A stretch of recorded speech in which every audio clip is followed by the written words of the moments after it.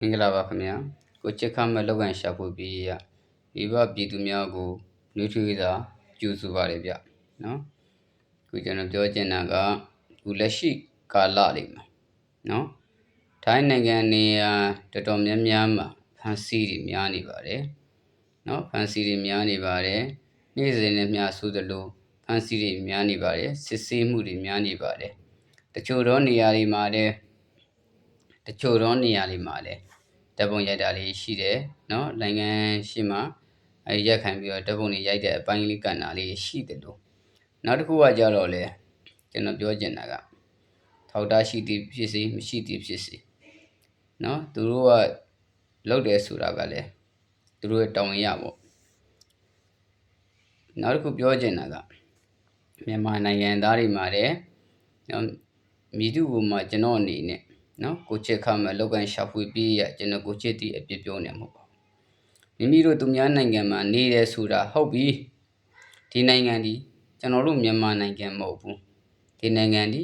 ထိုင်းနိုင်ငံဖြစ်တယ်ကျွန်တော်ပြောနေရစကားတိုင်းထိုင်းနိုင်ငံမှာဆိုလို့ရှိရင်နိုင်ငံအသီးသီးမှာတည်မြဲဥပဒေဆိုတာရှိတယ်ဥပဒေစိုးမိုးရေးဆက်ရဖြစ်ဥပဒေဆိုင်ရာတွေရှိတယ်နော်အဲ့အတွက်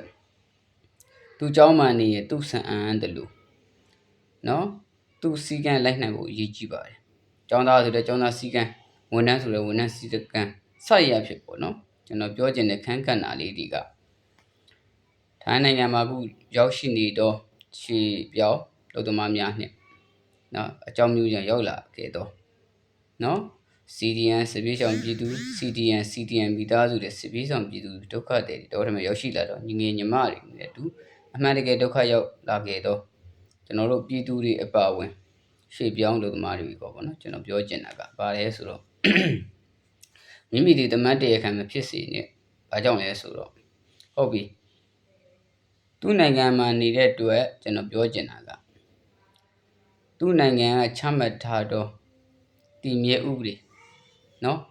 သူတို့စီမီစီကံတရားဥပဒေကိုလိုက်နာကျင့်သုံးဖို့လိုတယ်လို့ရိုးရာရည်ကျင်းမှုတွေလိုက်နာဖို့လိုပါတယ်ဟုတ်ပြီတော်တော်များများကကျွန်တော်ပြောချင်တာဟလာဘာလဲဆိုတော့နော်အိမ်ကျက်နဲ့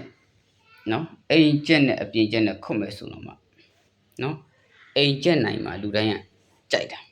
နောက်ဆုံးရိုင်းပြောရင်ဗျာကတော့ပါတယ်နိုင်တယ်ဟုတ်ပေါ့အိမ်ခွေးနဲ့အခြားခွေးနဲ့ကြိုက်မယ်ဆိုတော့မှအိမ်ခွေးနိုင်မှာကြိုက်တာအဲ့လိုနေထားရရှိပါတယ်ဒါပေမဲ့ဘာလို့ဆိုပေါ့နော်မိမိတို့တူတယောက်ကရောပြဿနာရှာမယ်ဒုက္ခပြီးမယ်ဆိုလို့ရှိရင်ငါတို့မြန်မာနိုင်ငံသားရေအကြောင်းမျိုးမျိုးရောက်လာခဲ့တယ်ထိုင်းနိုင်ငံတည်မှာလောက်ကန်စားကြတယ်အမျက်နာလေးတွေကိုပြန်ထောက်ပါမိမိတူတောက်ကရောပြဿနာတစ်ခုရှာမယ်ဥပမာရိုက်မှုလုပ်မယ်ရိုက်မယ်ထိုးမယ်ပြဿနာရှာမယ်လူမယ်ခိုးမယ်တတ်မယ်ဆိုလို့ရှိရင်ခမည်းတော်တယ်နော်မိဘတွေညီကိုနှမတွေတာသမီတွေရှိကောင်းရှိလိမ့်မယ်ကျန်တဲ့လူမှလည်းအကြောင်းမျိုးရောက်လာပြီသူတို့မှမိသားစုတိုင်ဝိုင်းဆိုတာရှိပါတယ်ကိုတူတယောက်ကဒါလေးတစ်ခုကိုလှုပ်လိုက်မယ်ဆိုလို့ရှိရင်ကျန်တဲ့မိသားစုတွေထမင်းအိုးတွေရိုက်မခွဲကြပါနဲ့နော်ချီချင်းနော်စီလုံးမှာညီညွတ်ပါနော်ကျွန်တော်ပြောချင်တာစီလုံးညီညွတ်ပေးဖို့လိုပါတယ်အလားတူပဲကျွန်တော်ပြောချင်တာက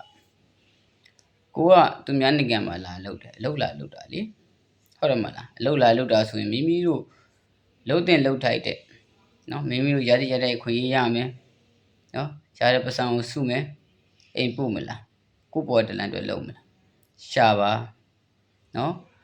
အလားတူပဲပြဿနာတွေမရှာကြပါနဲ့နော်အဲ့လိုနေထားလေးကိုလည်းကျွန်တော်အနေနဲ့ဥစားပထမပြောချင်ပါတယ်